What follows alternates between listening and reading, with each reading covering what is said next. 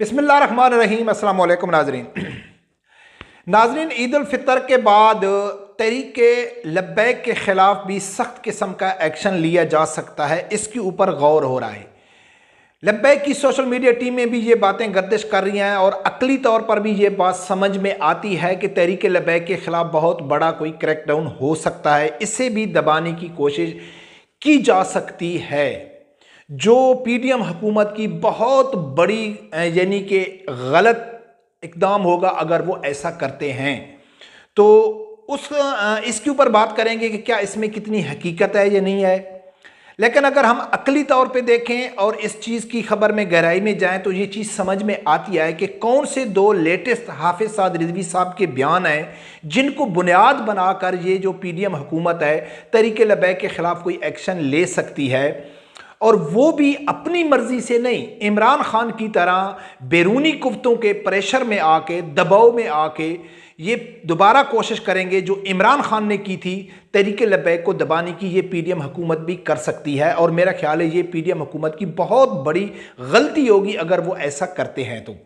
नाज़रीन, मैं हाफिज़ साद रिजवी साहब के दो क्लिप भी आप लोगों के सामने रखूँगा और एक क्लिप अरशद शरीफ का भी 1 साल पहले का रखूँगा, तो फिर पूरी स्टोरी आप लोगों के सामने आ जाएगी कि क्या ये हुकूमत ऐसा कर सकती है या नहीं कर सकती। लेकिन उससे पहले अकली तौर पर मैं आप लोगों को थोड़ा समझाने की कोशिश करूँगा कि ऐसा मुमकिन है। वो कैसे कि ये हुकूमत ने तहरीके इंसाफ को तो मुकम्मल तौर पर आउट कर दिया है। तहरीके इंसाफ ने अपना जो पावर दिखानी थी, जो ताकत दिखानी थी, वो भी फिलाप हो गया और इस हुकूमत पीडीएम को मालूम पड़ गया कि तहरीके इंसाफ ताकत के ज़रिए हमारे ऊपर कोई प्रेशर, कोई मुतालबात, कोई काम भाई नहीं मनवा सकती ताकत के ज़रिए। फिर तहरीके इंसाफ ने क्या किया, अदालती सहारा लेना शुरू कर दिया।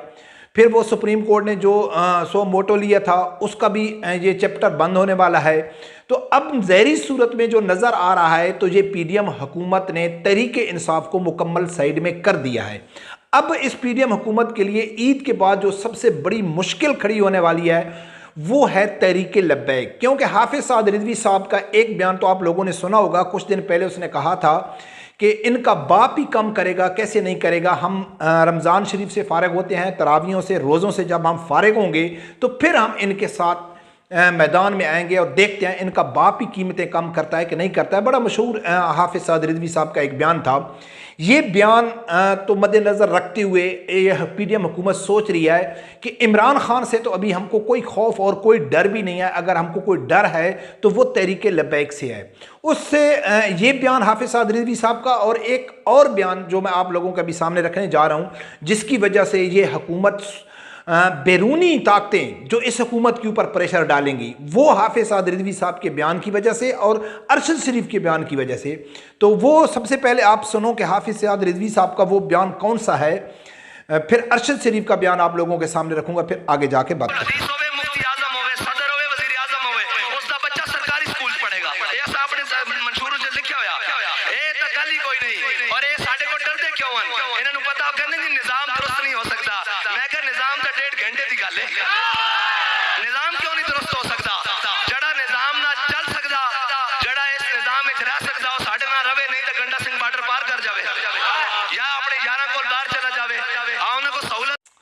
नाज़रीन, कुछ अर्सा पहले हाफिज़ साद रिजवी साहब ने अपना मंशूर बताया था कि चाहे सदर है, चाहे वज़ीर-ए-आज़म है, चाहे कोई भी वज़ीर है, उसका बच्चा आम स्कूल में पढ़ेगा। ये हमारे मंशूर में लिखा हुआ है।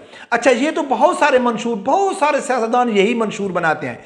इस हद तक तो इसकी कोई अहमियत नहीं है। फिर हाफिज़ साद रिजवी साहब ने कहा है कि ये कहते हैं कि ये निज़ाम ठीक नहीं हो सकता है। इसके लिए जैसा कि इमरान खान कहता था ना कि ये 4 साल में कुछ नहीं हो सकता है, ये यूथ ही कहते थे कि इमरान खान बेचारा क्या करे, ये तो 75 साल का गंद है, ये 4 साल में कैसे ठीक हो सकता है। तो हाफिज़ साद रिजवी साहब ने कहा है हो सकता है, 1.5 घंटे में हो सकता है अगर कोई करना चाहे। ये हाफिज़ साद रिजवी साहब का बयान था।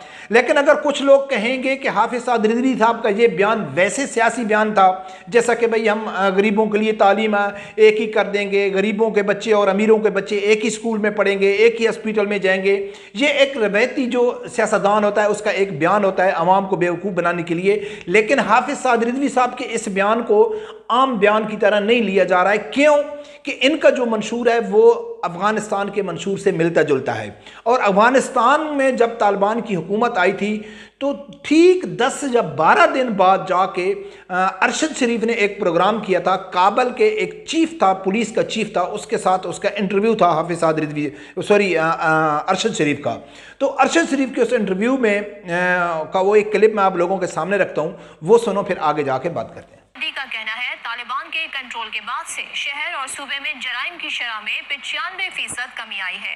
उन्होंने कंधार में मौजूद AY न्यूज के सीनियर एंकर पर्सन अरशद शरीफ से गुफ्तगू की। कहा, अमारत इस्लामी के 3500 एहलकार शहर में अपने फराइज अंजाम दे रहे हैं।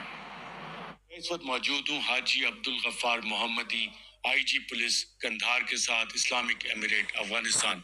बहुत शुक्रिया। नाजरीन, आप लोगों ने सुना है कि तालिबान ने हुकूमत संभालते ही 95% जो जुराइम थे वो काबल में, कंधार में, अफगानिस्तान में बड़े सिटियों में वो ख़त्म हो गए।